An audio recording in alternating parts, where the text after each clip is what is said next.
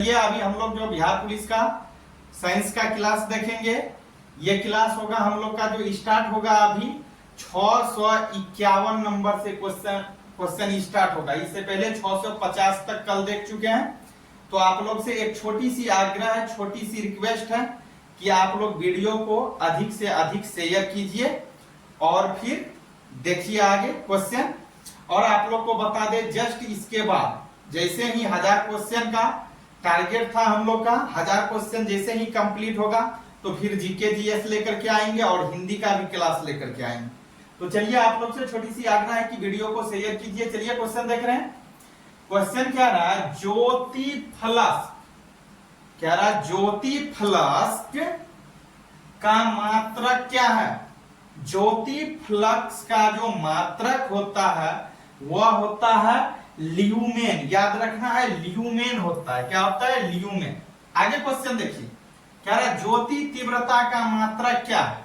यहां था ज्योति फ्लक्स का, आगे क्वेश्चन है ज्योति तीव्रता का मात्रक क्या होता है।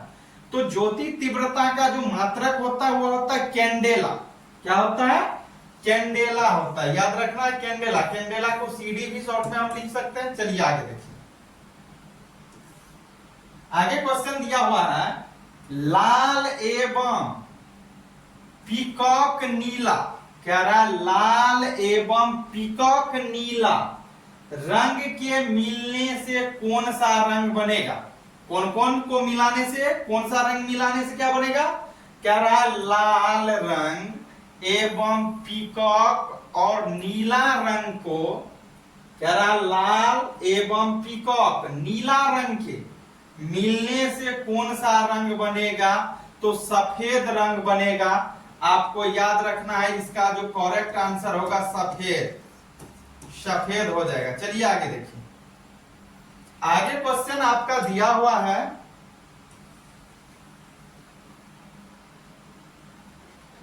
आगे क्वेश्चन है कह रहा दो समांतर दर्पणों के बीच, कह रहा दो समांतर दर्पणों के बीच कितने प्रतिबिंब बनते हैं। तो दो समांतर दर्पणों के बीच जो प्रतिबिंब बनते हैं ना, बहुत ढेर सारा बनता है, मतलब अनंत बनते हैं। इसका याद रखना है क्या होगा आंसर, अनंत। तो फिर से देखिए, दो समांतर दर्पणों के बीच कितने प्रतिबिंब बनते हैं। तो अनंत प्रतिबिंब बनते हैं। आगे देखिए कहता है कौन सा रंग सूर्य विकिरण का, कह रहा हुआ कौन सा रंग है जो सूर्य विकिरण का उत्तम अवशोषक होता है। इससे पहले भी ये क्वेश्चन याद है आपको, हो गया है तो कमेंट करके बताइए। काला रंग ज्यादा अवशोषक होता है, याद रखना है काला। करेक्ट आंसर क्या होगा इसका, काला। आगे देखिए 656 नंबर क्वेश्चन क्या था, लेजर अथवा किसी अन्य स्वशक्त प्रकाश, कहता है लेजर अथवा किसी अन्य स्वशक्त प्रकाश स्रोत से निकली दो प्रकाश किरणें व्यतिकरण से त्रिबिंब या प्रतिबिंब बनाने के लिए किसका प्रयोग करते हैं। तो आपको याद रखना है ये जो प्रयोग करेगा किसका करेगा। तो आपको बता दे ये जो करेगा होलोग्राफी का करेगा। याद रखना है क्या होगा, होलोग्राफी। इसका करेक्ट आंसर क्या होगा, इसका करेक्ट आंसर हो जाएगा, एक मिनट, होलोग्राफी होगा, होलोग्राफी होगा। आगे देखिए क्वेश्चन, आगे क्वेश्चन दिया हुआ है,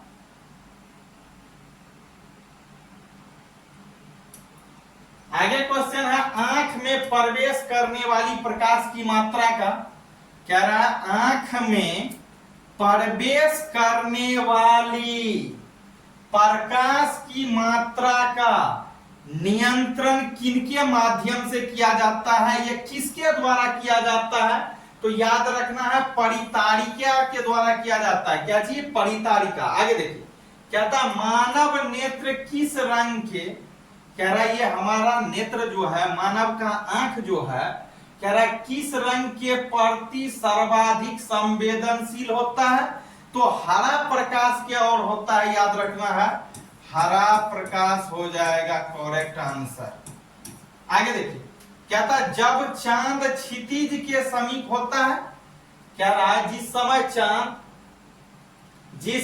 चांद क्षितिज के समीप होता है तो किसके कारण बड़ा दिखाई पड़ेगा, या किसके कारण बड़ा दिखाई पड़ता है, तो याद रखना है वायुमंडलीय अपवर्तन के कारण ऐसा होता है और दिखाई भी पड़ता है। आगे क्वेश्चन कहता पानी के ऊपर तेल, बात सही है, पानी के ऊपर तेल, क्योंकि पानी से हल्का तेल होता है, तो कहता है पानी के ऊपर तेल परत का चमकना किसका उदाहरण है, तो व्यतिकरण के कारण होता है। तो इसका करेक्ट आंसर जो होगा 660 का व्यतिकरण, व्यतिकरण याद रखना है। आगे देखिए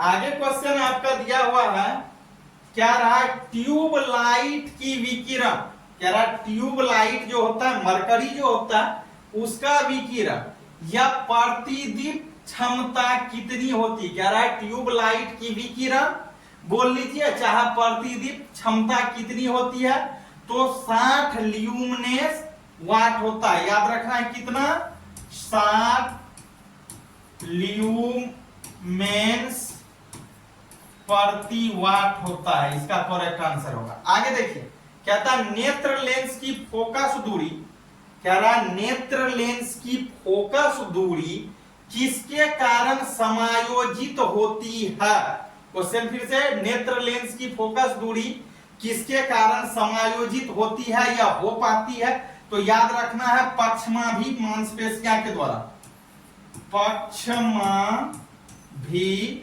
मांसपेशियां के द्वारा, करेक्ट आंसर। आगे देखिए आगे है दृश्य प्रकाश का तरंगदैर्घ्य। अब कह रहा है दृश्य प्रकाश का तरंगदैर्घ्य परास कितना होता है, तो दृश्य प्रकाश का तरंगदैर्घ्य परास जो होता है वह 4000 एंगस्ट्रॉम से लेकर के कहां तक होता है, 8000 एंगस्ट्रॉम तक होता है, इनके बीच होता है, याद रखना। आगे देखिए आगे है इलेक्ट्रॉन सूक्ष्मदर्शी का आविष्कार किसने किया। आगे क्वेश्चन पूछ रहा है 664 नंबर कि इलेक्ट्रॉन सूक्ष्मदर्शी का आविष्कार किसने किया या किनके द्वारा किया गया, तो आपको याद रखना है नोल और रुस्का के द्वारा, नोल और रुस्का करेक्ट आंसर होगा। चलिए आगे देखिए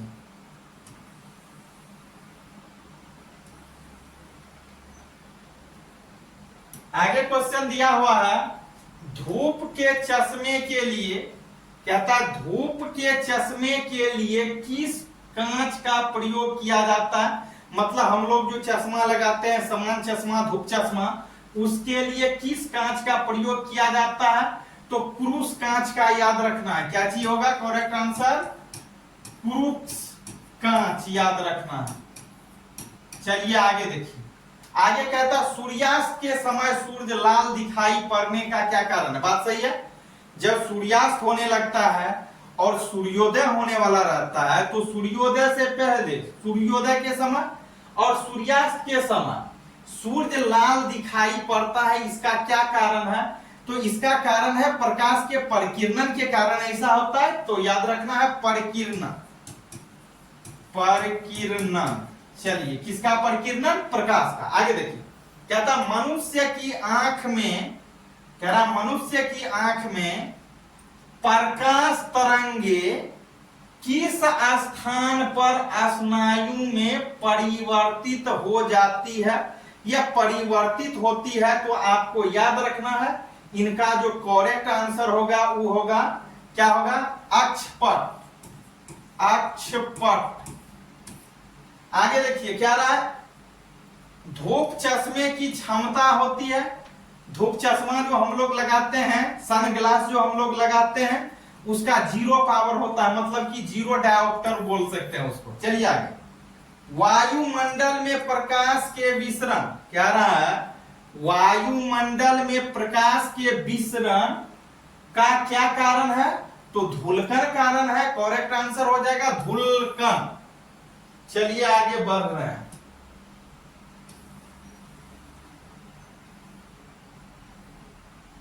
आगे क्वेश्चन देखिए। आगे क्वेश्चन है, जब किसी दर्पण को, कह रहा है जब किसी दर्पण को थीटा कोण से घूर्णित किया जाता है, मतलब घुमाया जाता है थीटा कोण से, तो परावर्तित किरण का घूर्णन क्या होगा या क्या होता है? तो 2 थीटा हो जाएगा। करेक्ट आंसर याद रखना। चलिए आगे। कहता है प्रकाश तंतु किस सिद्धांत पर कार्य करता है? प्रकाश तंतु जो कार्य करता है किस सिद्धांत पर? तो याद रखना है पूर्ण आंतरिक परावर्तन पर। प्रकाश के पूर्ण आंतरिक परावर्तन पर कार्य करता है। आगे देखिए क्वेश्चन। कहता है कैमरा के उद्भास मापी, कह रहा है कैमरा के उद्भास मापी में क्या रहता है? तो प्रकाश विद्युत सेल रहता है। याद रखना है करेक्ट आंसर प्रकाश विद्युत सेल। आगे देखिए, कह रहा सीवी रमन को, मतलब वैज्ञानिक साहब है सीवी रमन, कहता है सीवी रमन को नोबेल पुरस्कार किस खोज के लिए मिला था या किस खोज के दौरान मिला था? तो प्रकाश के परिकिरणन के द्वारा। इसका करेक्ट आंसर होगा प्रकाश का परिकिरणन के दौरान। आगे चलिए देखिए,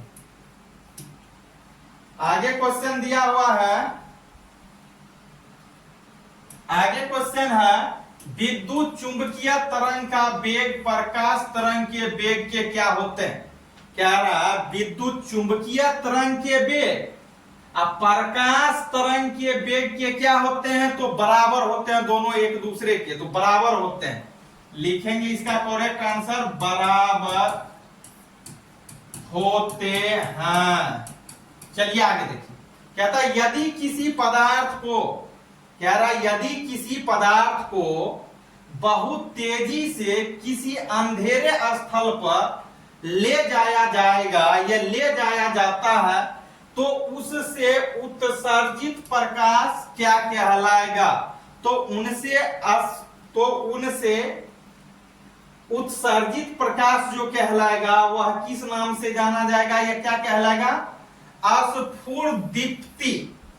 आगे दिया हुआ, लाल वस्तु को जब मोटे नीले कांच से, कह रहा है कोई लाल वस्तु है, उस लाल वस्तु को जब मोटे नीले चौक से देखा जाता है, मोटा सा चौक से, नीले चौक से, तो वह कैसा दिखाई पड़ेगा या कैसा दिखाई देता है या कैसा दिखाई पड़ता है? तो काला दिखाई पड़ेगा भैया, काला। आगे देखिए क्वेश्चन। आगे है दृश्यमान स्पेक्ट्रम। क्या रहा? दृश्यमान स्पेक्ट्रम की तरंग लंबाई प्रास कितना है? तो 390 नैनोमीटर से लेकर के, याद रखना है 390 nm मतलब नैनोमीटर से 760 nm के बीच होता है। आगे देखिए,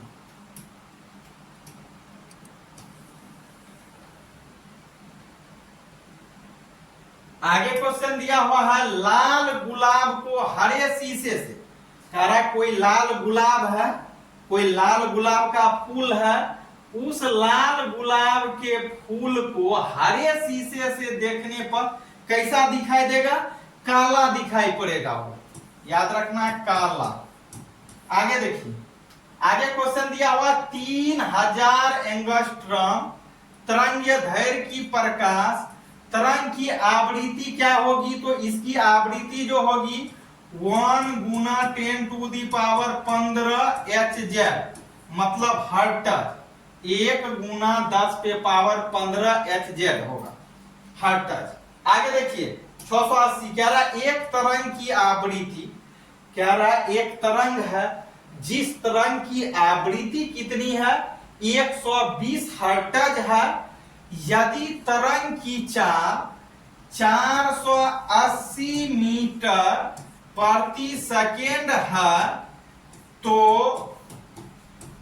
उसकी तरंगीय दैर्घ्य क्या होगी, कितनी होगी, तो 4 मीटर होगी। आंसर क्या होगा, 4 मीटर, याद रखना। चलिए आगे। बस तो आज का क्लास इतना ही। आप लोग से छोटी सी आग्रह है कि वीडियो को लाइक और शेयर जरूर कीजिए। फिर कल आ रहे हैं 680 से आगे, मतलब 681 से क्वेश्चन लेकर के। तो आप लोग वीडियो को लाइक और शेयर जरूर कीजिए। तो मिल रहे हैं फिर अगले क्लास में।